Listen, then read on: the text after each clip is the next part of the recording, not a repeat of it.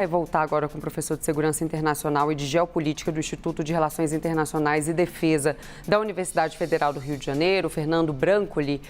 Professor, é impressionante realmente, né? Chama muita atenção. O que dá para a gente dizer das informações que a gente teve até agora? Os membros do Hamas tiveram apoio, possivelmente, de pessoas que já estavam ali naquela região e também, assim, pela riqueza de detalhes, eles planejaram isso por muito tempo. Então, o sistema de segurança israelense, de fato, falhou. Sim, as primeiras informações que a gente tem, né, lembrando que faz menos de 20 dias do ataque, então está todo mundo se debruçando ainda sobre os documentos, muita coisa sendo encontrada ainda, é de que durou pelo menos um ano, né? A gente está falando, então, de um planejamento que dura mais de que 12 meses dentro desse contexto. E pega Israel, obviamente, dentro de uma crise política bastante profunda. Lembra quem está assistindo a gente que faziam meses que tinham protestos nas ruas contra o primeiro-ministro Benjamin Netanyahu. Existia uma discussão a respeito de onde as tropas deveriam estar estacionadas, né? Quando o Hamas entra e realiza esse ataque terrorista. Parte do exército de Israel está ao norte do país, então pega um pouco de surpresa dentro desse contexto. E há, obviamente, agora discussões sobre não só falhas de inteligência, né, a capacidade de prever que isso ia acontecer, mas também debates maiores sobre informações dentro de Israel, né?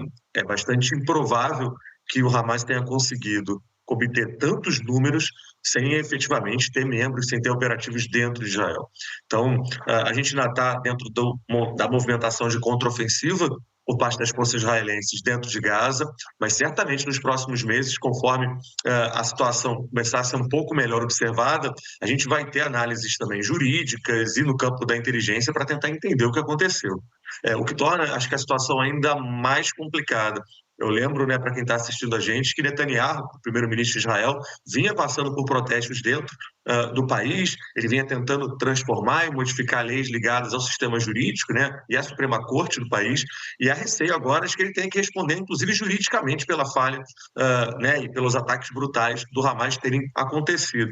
Então entra também numa equação política super complicada, em que o primeiro-ministro, dentro de uma situação agora de guerra, tenha também que pensar no seu futuro político, na medida em que a falha de inteligência foi bastante grande. Então, mais uma variável aí nessa equação, na medida que a gente vai ter que entender o que aconteceu.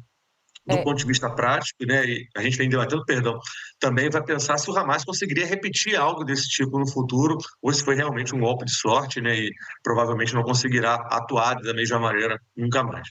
A gente já falou bastante até aqui, né, professor, sobre como esse ocorrido, né, e essa falha no sistema de segurança prejudicou a imagem do primeiro-ministro e como isso deve ser repercutido posteriormente, né? O que a gente ouve das pessoas que entrevistamos, que estão em loco, estão em Israel, elas falam, olha, esse é um momento de união para poder conseguir combater um mal maior, que é o Hamas, mas posteriormente, sim, a conta vai chegar. Professor, agora um outro assunto que eu quero tratar com você e também com a nossa editora de internacional, Aderla Cardoso, é que é o seguinte, a gente tem informação de que o primeiro-ministro da Grã-Bretanha foi para Israel e também o primeiro-ministro da Defesa da Alemanha já está no Líbano.